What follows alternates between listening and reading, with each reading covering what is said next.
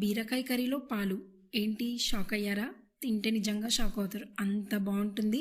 మంచి tasty gravy వస్తుంది. రొటీన్గా ఎప్పుడు చేసే బీరకాయ కర్రీ ఫ్రై కాకుండా ఇలా ఒక్కసారి చేయండి, చాలా కమ్మగా ఉంటుంది. ఇంతకీ బీరకాయ కర్రీలో పాలు ఎవరెవరు వేస్తారో కమెంట్ చేయండి. ఫస్ట్ బీరకాయలకున్న పొట్టు తీసేసి వాటిని ఒకసారి కడిగి వాటిని చిన్న చిన్న ముక్కలుగా కట్ చేసుకోవాలి. ఫస్ట్ గిన్నెలో ఆయిల్ వేసి జీలకర్ర, ఆవాలు, 4 పచ్చిమిర్చీలు, ఒక ఉల్లిపాయ ముక్క వేసి లైట్ గా ఫ్రై చేయాలి.